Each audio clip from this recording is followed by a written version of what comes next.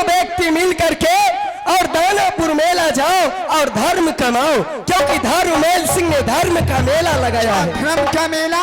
जो कोई उस मेला में जाएगा वो अवश्य धर्म कमाएगा। मेरी माँ, मैं चलती हूँ अपने पति देव की बांग्ला के पास और माया की जाल फंसा कि मैं अपने पति देव की मैं ले जाऊंगी इस मेला। तो ठीक है, मैं चलती हूँ यहाँ से। प्रणाम मेरी माँ।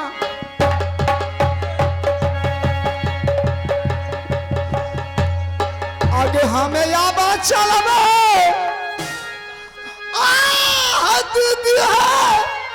स्वामी जी के भाला बंगला पर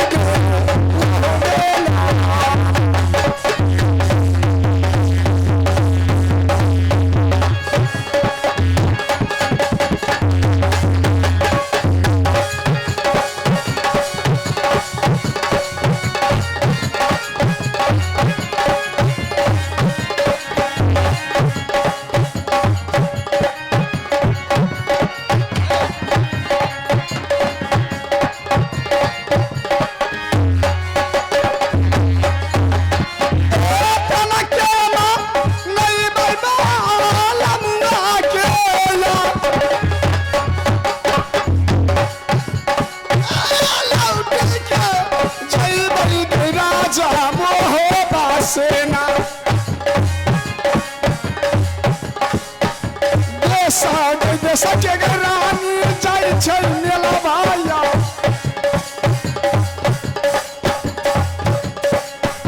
देश के रानी मेला भाया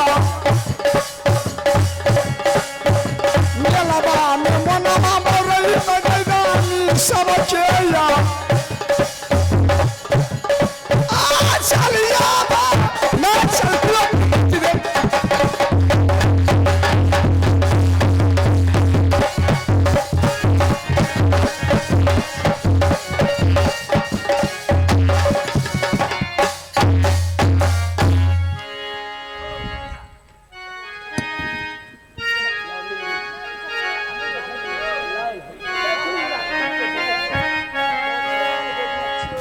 इसी समय लाल बंगला के पास में आराम करता हूं भैया।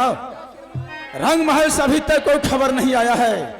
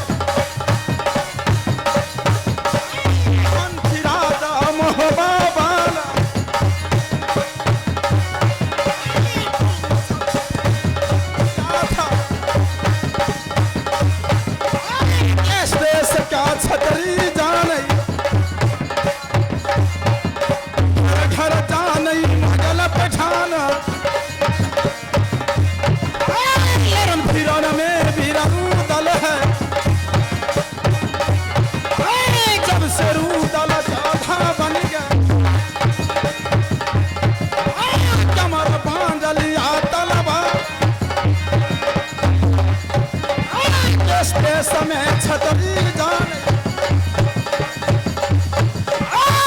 यही तो सब ये में हमें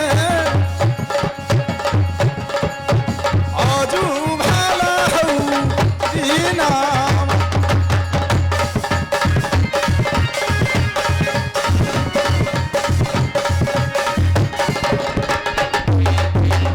झमक में इस समय ना जाने मेरे दरबारी कहां चला गया।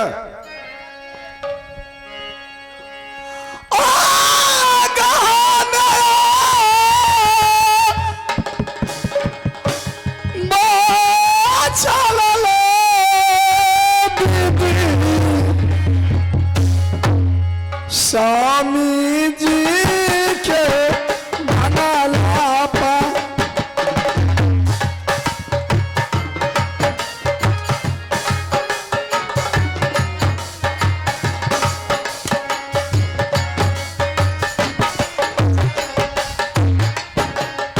जाई के खबरमा कहबे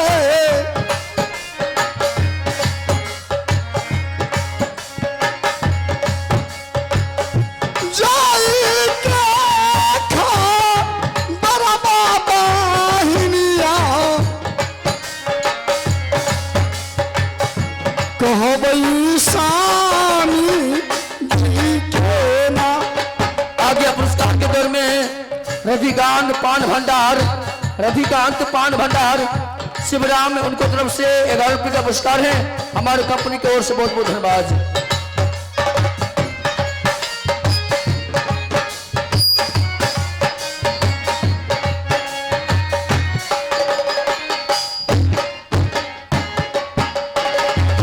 जाई पारा नामा दीदी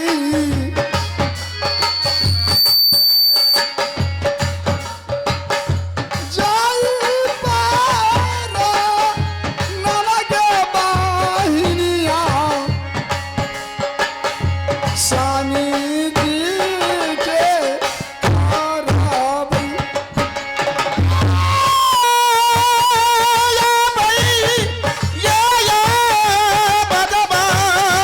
भैया जी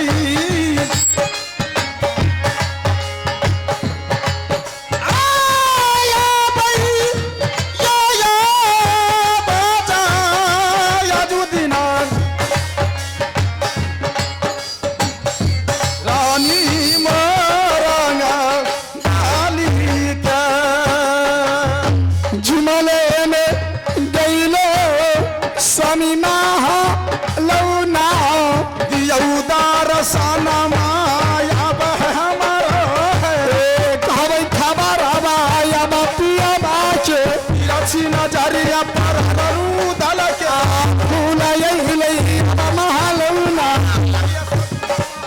छतरी के बबुआ बाबू अरे बबुआ सुनले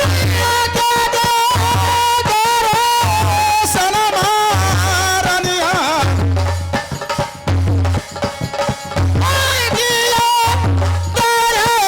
सनमारनिया आजू तेरा दिनवा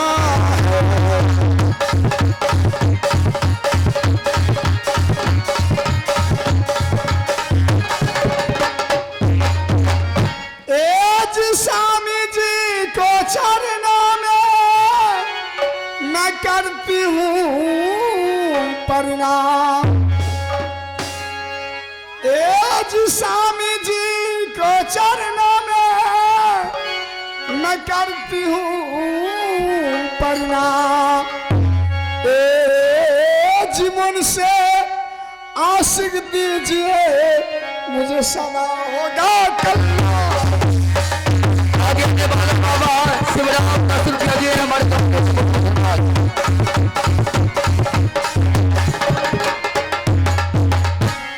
एज स्वामी जी को चरणों में मैंने किया प्रणाम। एज मन से आशिक दीजिए मैं विजय रहूं कल्याण।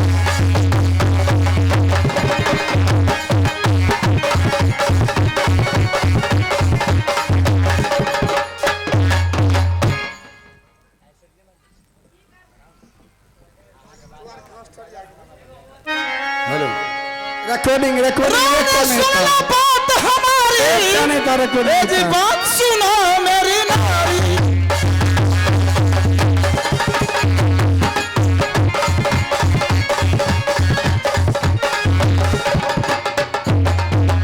स्वामी जी के चरणों में महारानी तूने किया प्रणाम, स्वामी जी को चरणों में तूने किया प्रणाम। खुशी मन से मैं आशिक देता हूँ, तुम सदा रहोगी कल्याण।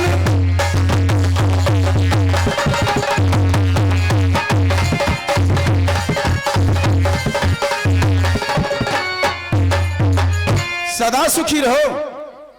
आज रंग महल छोड़कर आज रुद्र सिंह को सिंहासन को पास तुम आई है। सबसे पहले कुशल बताओ, रंग महल में तू लोग कैसे रहती है? प्रणाम स्वामी जी। अरे बेहुदा, मैं तुमको स्वामी जी हूँ। मिल के निकल के स्वामी जी तो हम स्वामी जी नहीं कहिए। भागो यहाँ से, तुम यहाँ से जाओ। बोलिए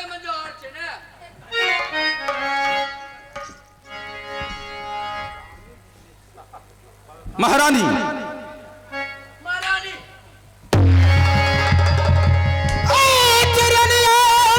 सुन ले मरंगे बाली हयाब, कह दे खबरिया सुंदरी।